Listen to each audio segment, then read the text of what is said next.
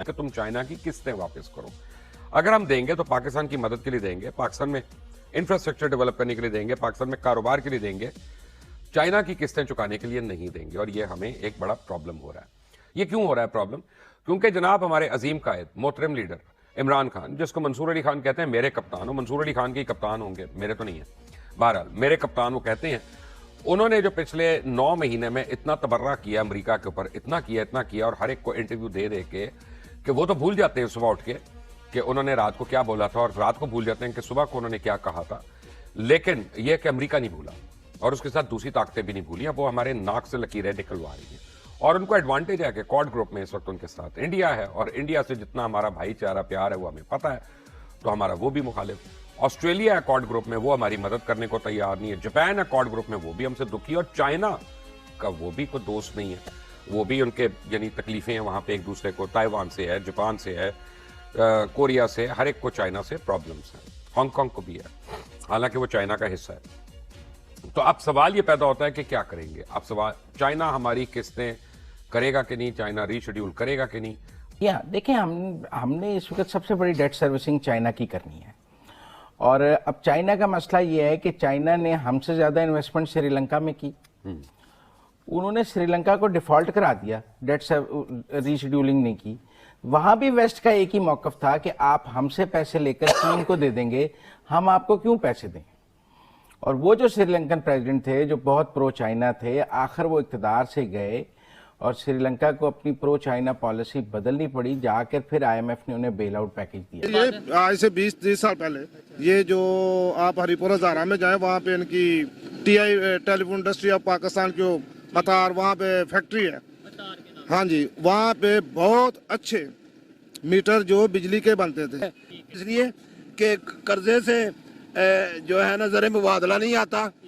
زر مبادلہ آتا ہے زراعت کی ترقی سے, اور زراعت کی ترقی کے بعد را مٹیریل جو ہے وہ تو کارخانے لگیں گے.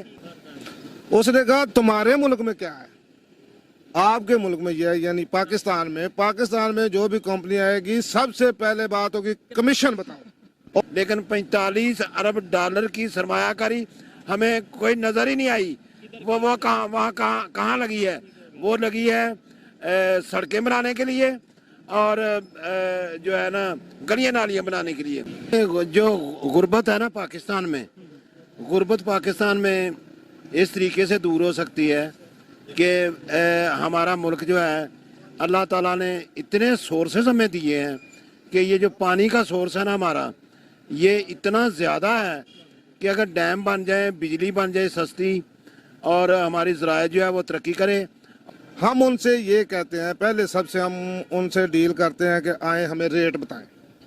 ریٹ پہ ہم ان کے ساتھ بات کریں گے, ریٹ ہم ان کو لوئسٹ پہ لے کے آئیں گے.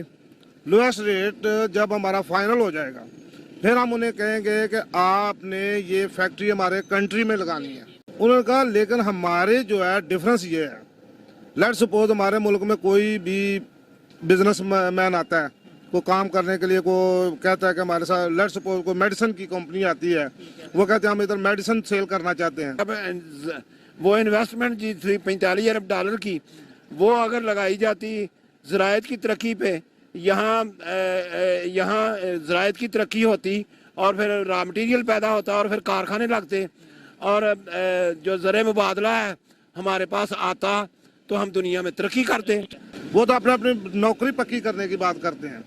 اسی طرح میں ایک دفعہ یہ انڈین ڈیلیگیشن سے بات ہوئی, تو انہوں نے کہا کہ ہم نے ان سے پوچھا کہ آپ کے ملک میں اتنی کرپشن ہے.